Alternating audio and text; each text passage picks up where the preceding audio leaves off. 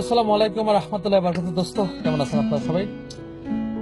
Actually আমি আজকে একটা ভিন্ন ধরনের টপিক নিয়ে আসছি, একদম সম্পূর্ণ ভিন্ন, টোটালি ডিফারেন্ট টপিক। তো সেটা হচ্ছে আমাদের one and only Bangladesh Tigers, Shakibul Hasan, cricket player. তো আমরা সবাই ওনাকে খুব বেশি ভালোবাসি, খুব বেশি লাইক করি, কারণ সে একটা বাংলাদেশের গর্ব।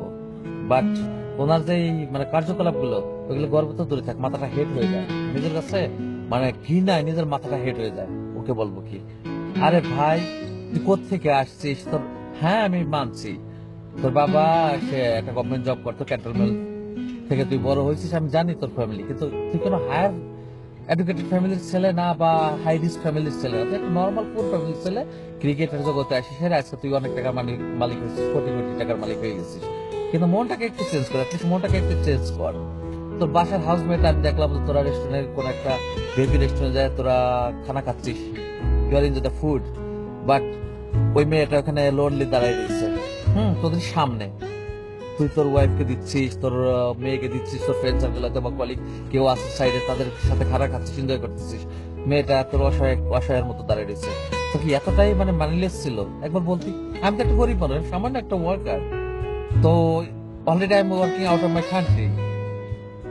তো তারপরেও আমরা যদি কোনো রেস্টুরেন্টে যাই, কোনো খানা খাই, বা কোনো ফ্রেন্ড সার্কেলের সাথে যাই কোনো রেস্টুরেন্টে বা কোনো জায়গায় এনজয় করতে যাই, ওখানে যদি আমাদের সামনে একটা ভিখারিও থাকে, ভিখারি কেউ না দিয়ে খানা কিনে, আর তোর নিজের ওন হাউসমেট, নিজের বাসার কাজের মেয়ে, তো সেই কাজের মেয়েটাকে তুই রেখে একলা তোরা ফ্যামিলিগত ভাবে তুই নিজেরাই খাচ্ছিস। আসলে বলার মতো কিছু নাই। তুই একটা স্টার, তুই একটা সেলিব্রিটি, আর একটা সেলিব্রিটিকে সবাই ভালোবাসে। তোর আরো কিছু ভিডিও ফুটেজ আমি দেখছি, একদিন চিটাগাং গেছিস, ওইখানে একটা বিচে ঘুরতে গেছিস, হয়তো বা চিটাগাং কোনো প্রোগ্রাম ছিল বা কোনো খেলাধুলা, হঠাৎ anyhow you are going to there. So ওইখানে আমি দেখছি কিছু ইয়াং জেনারেশন তোমার কাছে আসছে ভিডিও নেওয়ার, সরি পিকচার নেওয়ার জন্য, সেলফি নেওয়ার জন্য। সিম্পল, তুমি একটা স্টার, তোমার কাছ থেকে একটা মানুষ সেলফি আশা করতেই পারে। সো তুমি কি করছো? সব মোবাইল গুলো কেড়ে নিয়ে ফেলে দিছো।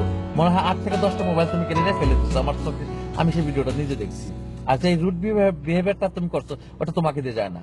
একটা নর্মাল আনকালচারাল ছেলে হয় তাও মানা যায়, তুমি একটা স্টার, পপুলার, হ্যাঁ সেলিব্রিটি। সেলিব্রিটি হলে পারে তার মনটাও সেরকম পপুলার রাখতে হয়, সফট রাখতে হয়, হার্ট মানে সফট হার্ট রাখতে হয়। তুমি নিজেরা ক্রেডিট নাও, কিসের ক্রেডিট? পাবলিক ছাড়া তোমার কোনো ক্রেডিট আছে? পাবলিক ছাড়া তোমাকে তোমার কোনো মূল্য আছে? তুমি যত টাকার মালিক হও না কেন। তো বলবো ভাই সাকিব, টাকা তো জীবন আলহামদুলিল্লাহ বহুত কামাইছো, টাকার কোনো ঢের ঢের টাকা তুমি কামিয়ে নিছো। তো এমন কিছু করে না যেটা সমাজে তোমার ইজ্জত থাকে না। তুমি খুব একটা অ্যাগ্রেসিভ পারসন, কারণ এর আগেও দেখছি স্টেজে তুমি কোন এক ফ্রেন্ডকে মানে ঘুষি, সরি কোন একটা দর্শককে তুমি ঘুষি উঠেছো বা থাপ্পড় মারছো কলার ধরে। এটা তোমার বিহেভিয়ারের মধ্যে আসে না। তুমি খুবই উগ্র মনের একটা মানুষ, আর ছোট্ট মনের একটা মানুষ, খুব ছোট্ট মনের একটা মানুষ। এত টাকা তো করবা কি ভাই? আজ মরে গেলে কাল 2 দিন।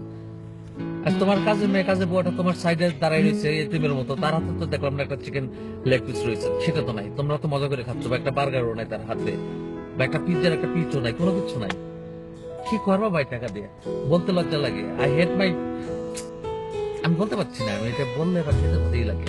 হ্যাঁ, নিজের মাথাটা হেড হয়ে যায়। তো ভাই, ভালো কথা। দেখো এখন সমাজে কি বলো তোমাকে, প্রত্যেকটা ফেসবুকের পাতায় পাতায় প্রত্যেকটা মানুষ এই পিকচারটা পোস্ট করতেছে। যে লোকটা ওইখানে সেলফি পিকচারটা নিয়েছে তাকে থ্যাঙ্কস ভাই, জনগণের মাঝে ধরার জন্য, এটা দেখাই দেওয়ার জন্য যে তুমি কতটা ছোট মনের মানুষ। Sorry for say that.